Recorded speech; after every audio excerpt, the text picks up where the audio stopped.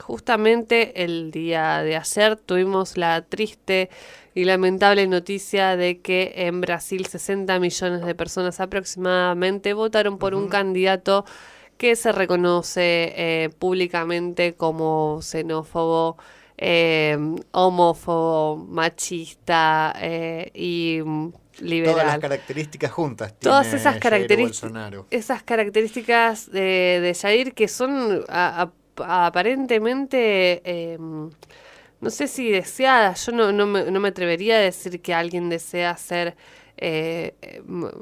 pro militarismo, ¿no? O pro desplazamiento de Ujú. los negros en ninguna parte del mundo.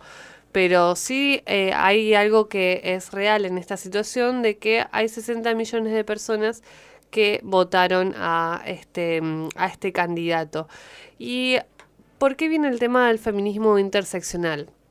Porque justamente lo que plantea el feminismo interseccional o la interseccionalidad como categoría de análisis en las teorías de género tienen que ver con justamente reconocernos como quizás apropiadores, o mejor dicho, Ujú. identificados a partir de múltiples características.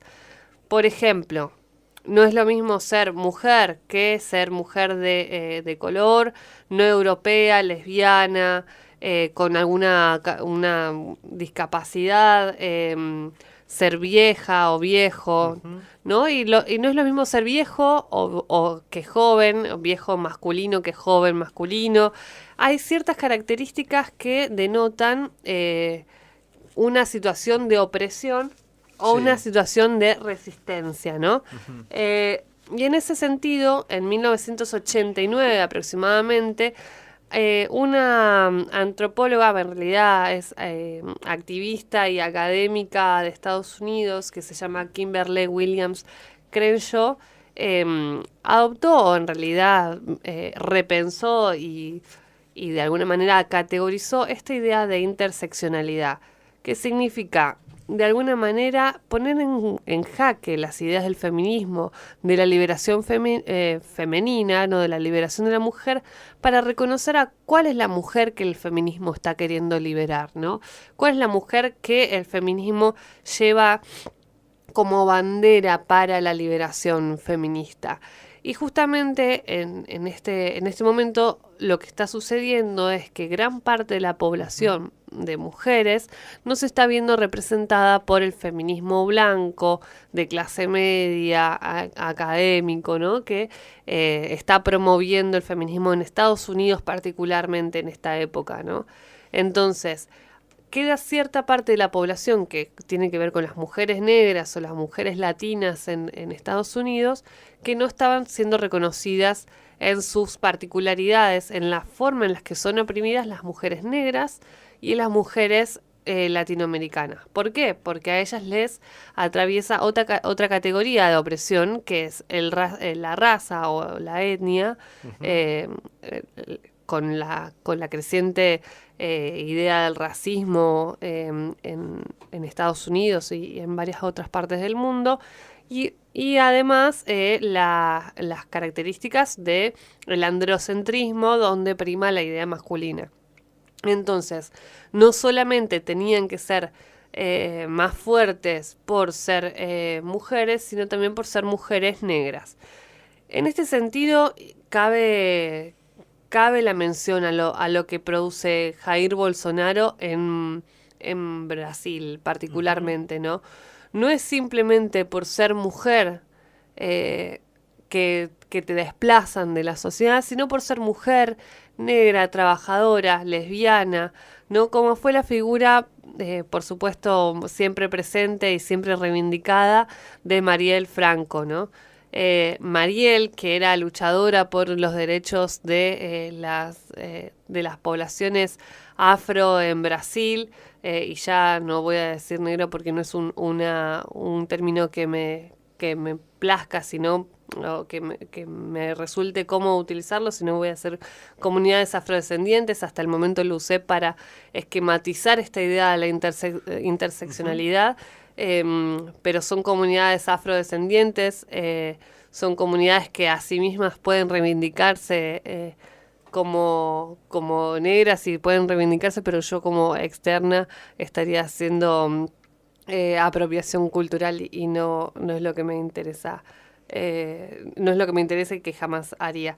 Entonces, estas comunidades afrodescendientes que fueron defendidas ampliamente por Marielle Franco y por otras luchadoras de Brasil, por otras mujeres que han intentado de alguna manera decirle basta al patriarcado racista y homófobo de Brasil, necesitan de alguna manera ser reconocidas no solamente en su condición de mujeres, sino también en su condición de mujeres afrodescendientes, en mujeres pobres, mujeres trabajadoras.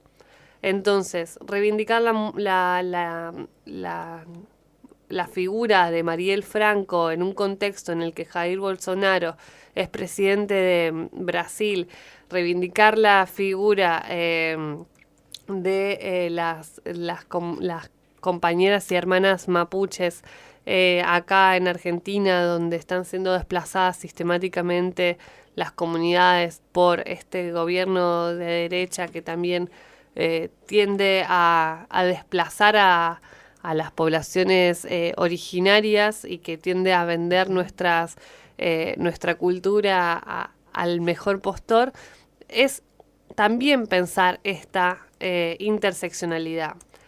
Esta interseccionalidad que lucha contra el eurocentrismo, el heterosexismo, la idea de que ser joven es mejor, las distensiones de clase, el lenguaje, el pronatalismo, ¿no? O sea, siempre es mejor ser fértil que no ser fértil, ¿no? Todas estas características son las que les da, creen yo, a la cuestión de la interseccionalidad.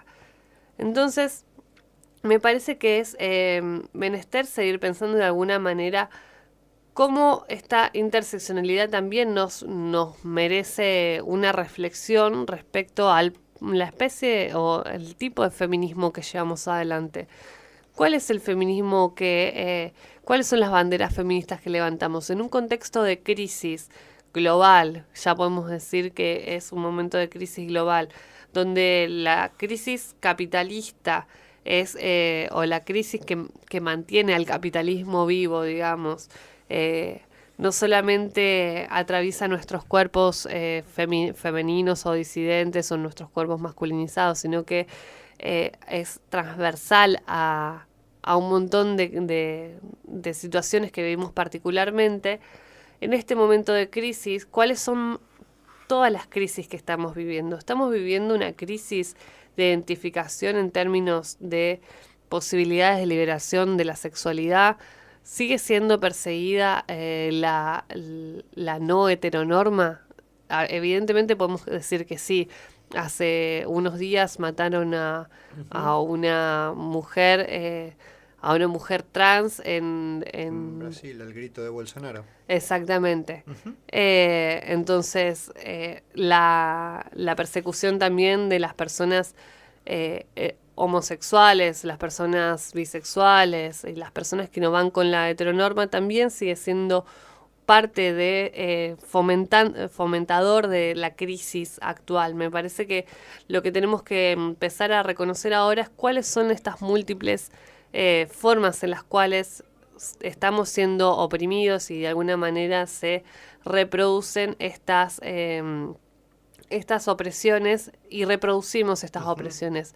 No por ser mujeres simplemente somos oprimidas o somos más oprimidas que una anciana, ¿no? Somos más oprimidas que una persona que tiene una discapacidad física o motora. Entonces, también ponernos a pensar en esto, cómo nos atraviesa particularmente a cada una de nosotras y a cada uno de nosotros, de nosotres, esta crisis y qué tenemos que hacer para salir adelante. Una de las propuestas justamente del feminismo interseccional es dar cuenta de cuáles son estas formas de construir nuestra identidad. Hay, hay una mención bastante particular que se hace con el feminismo interseccional que nace desde el pensamiento del feminismo afro, que viene a decir, bueno, cuando yo entro a una habitación, se usa esta idea, cuando yo entro a una habitación conmigo entra también lo negro, decían una frase, ¿no? Bueno, cuando yo entro a una habitación, ¿qué entra conmigo? Cuando yo me miro al espejo, ¿qué es lo que estoy viendo? Simplemente veo una mujer blanca, veo una mujer blanca de clase media. Los privilegios suelen no ser vistos, ¿no? Yo veo una mujer, bueno, ¿por qué no veo una mujer negra? ¿Por qué no veo una mujer pobre? ¿Por qué no veo una mujer vieja? ¿Por qué no empezar a repensarnos en estas construcciones de la opresión y qué tenemos que hacer frente a esta crisis que de alguna manera sigue poniendo sobre todo a las cuestiones privilegiadas, ¿no? Al heterosexismo, al, a la masculinización, a las clases medias y altas, a la generación del individualismo, ¿no? Frente a esto, ¿cómo? A la juventud. A la juventud, ¿no? Dejamos de lado a los viejos, y es algo también propio de esta idea de interseccionalidad. Así que, bueno, la propuesta de hoy es también a colación del pensar diversidad, seguir pensándonos diversos y seguir pensándonos en lucha, ¿no? Esta lucha que reivindicó durante toda su vida Mariel Franco, esta lucha que debemos seguir dando con el puño en alto y bien fuertes también frente al avance de gobiernos de ultraderecha, podemos decir, en la región y en el mundo, este mundo que está cada vez más caldeado. Bueno, pongámosle un grito fuerte de lucha